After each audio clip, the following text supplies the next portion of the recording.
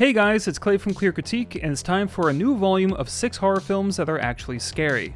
Volume 7? What? Big thanks to everyone who's been commenting and dropping recommendations, as well as all the new subscribers. I work hard on this channel and want it to grow, so your support really means a lot. Let's get to it.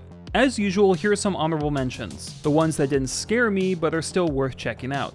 Antlers falters in the third act, but its oppressive atmosphere and goriness make it a solid watch. The Mimic offers some outstanding child performances. Cure is a well-shot crime thriller with possibly the coolest portrayal of hypnosis on screen. Hereditary didn't scare me for reasons I might do a video about, but the score and lead performance are top-notch, and I Know What You Did Last Summer is perfect slasher fun.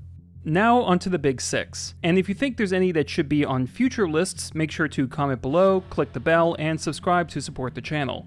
More videos on the way. Strap in. First up is a film I saw yesterday, and that's Barbarian. Straight up, I'm glad this movie has gotten some attention, but calling it the best horror of the year is a bit much. And with that, I have to start with Barbarian's main problem. The film takes a huge deviation about halfway through to focus on another character. While that story is enjoyable and Justin Long is great in it, the most violent act in this movie is how this sequence murders all the tension that preceded it. Was the extremely clumsy theming later on really worth the 20-minute left turn here? I know it sounds like I'm dumping on the movie, but it's still very scary, especially in the first half. What starts as an Airbnb double booking turns into a quickly escalating terror. We study every frame of the screen, making our judgments on certain characters, and the plot both figuratively and literally descends into something darker than we expected. Wow, Clay, super descriptive. Well, this is one of those movies that go into blind, because the discoveries, the raising stakes, are what bring that white-knuckle horror. The highlight for me is a scene with a rope. It's well shot, classy, and disturbing as hell. Mistrust is a prominent factor. Mistrust in other characters, but also in the film itself. How fantastical are we getting? It seems like I understand what's happening, but do I really? The end result is a mixed bag, but when it's building that fear and intrigue, Barbarian is doing it in spades.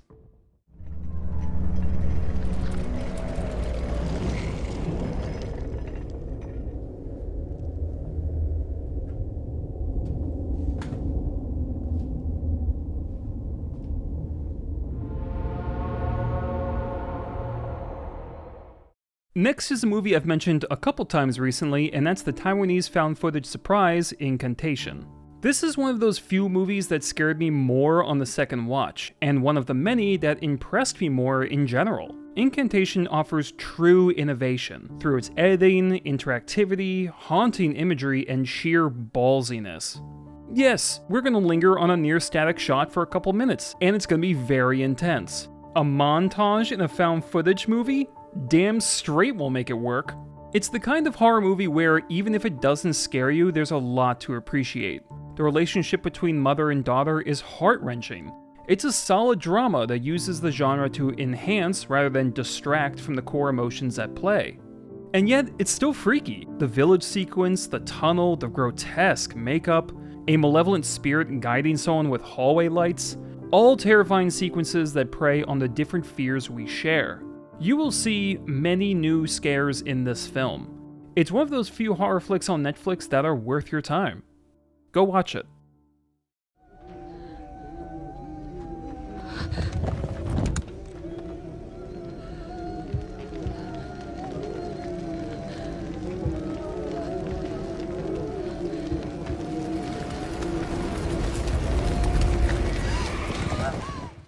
Next is the short film series Operator, which you can find on YouTube.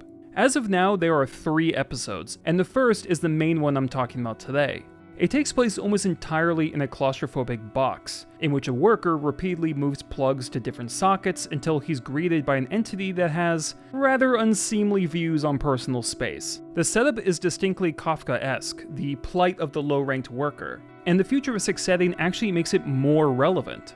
How far will companies push automation is a question we will continue to ask, and Operator provides the most horrifying answer imaginable.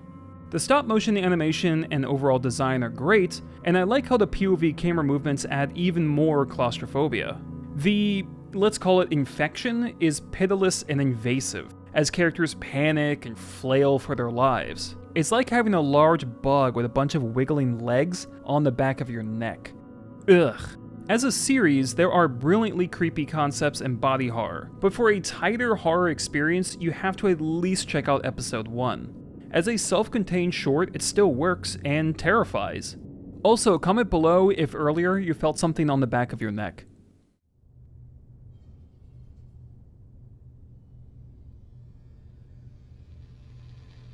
Warning, you are 15 seconds behind.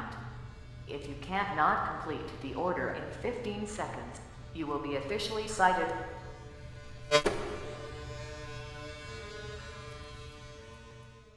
Next is Backrooms, a found footage short you can also find on YouTube. It's always fun to see a project use its low budget and other limitations as assets rather than hurdles, and Backrooms is honestly the best example I can think of.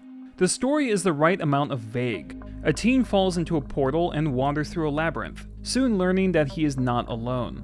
The introduction of this other force is genuinely shocking, but it's the spaces between the jumps that work the most on me.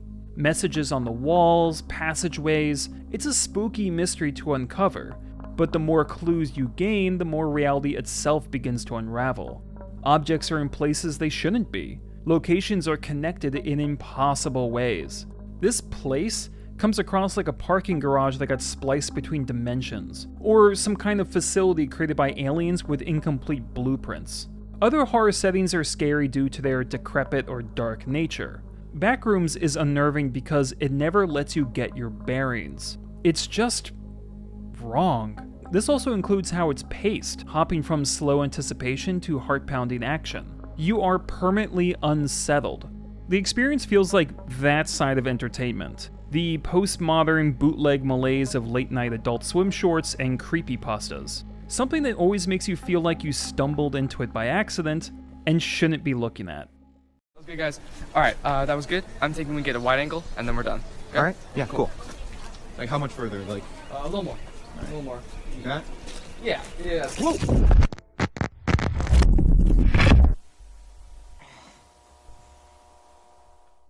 Second to last is the 2019 mindfuck in Fabric. Where to even start with this one? Well, for one, the marketing didn't do this film any favors. A haunted dress? Oh my god. And while that is certainly at the center of this plot, there is so much else going on. The film delves into society's obsession with fashion, advertisements, and sales. Set in the 90s but clearly based on the 70s, there is a distinct retro vibe in its aesthetic and frankly incredible original music. And I've never seen a film use the bright cheeriness of decades past to such a creepy effect. There are scary scenes here, but it's really about the whole experience. The music mixing horror and commercial jingles, how 90% of the characters talk like they're trying to hypnotize you, the rapid-fire montages of magazine clippings. This is a bizarre world, yet not a random one. It is consistent in its own madness, and watching this was like being inside the mind of an insane person. It is absolutely horrifying. When the film ended, I had an out-of-body experience, but not one that was heading upwards. It was a haze of stress and fear, like drifting in and out of a nightmare. I don't know how many of you will have a similar reaction, but on the offhand chance some do, how could I not recommend it? If you're in the mood for beautiful, twisted horror, turn off the lights and sink into this one. It was in this room, and in this catalogue. Every image was of me in this slip, getting skinnier and skinnier, but the measurements written next to me were getting bigger and bigger. I rang the staff bell for assistance. 2 ladies came to my aid and told me to put my head between my knees whilst they tried to correct the catalogue. 36, 38, 46. And finally is the short film Don't Peek. The main concept is an Animal Farm type game being played by a girl at night, which gets interrupted by something inhabiting more than one world. God damn, was this scary. Jesus Christ. This is one of those shorts that not only freaked me out, but made me genuinely happy because it did so much right. The pacing is rhythmic, every glance, every realization is given sufficient screen time. The protagonist goes through different emotional stages, fear, fascination, even delight, and the transitions come across as genuine. The cinematography highlights emptiness and enclosure. The fact the gaming device is handheld means our main character can witness these events from her bed or even under the covers, which makes Don't Peek one of the best replications of that fear we've all had. Alone, in bed, door open, brain conjuring the worst. The execution is patient and sharp, created by people who knew what the hell they were doing. Getting spooked in a meager few minutes? That's a bargain.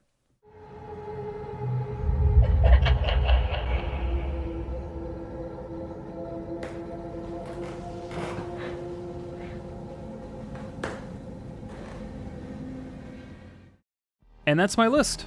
What is yours? Be sure to check out my previous volumes in this series, keep commenting with recommendations for movies to watch or review, and stay tuned for more videos coming soon. Go watch a scary movie, drink something with pumpkin in it, and have a happy Halloween.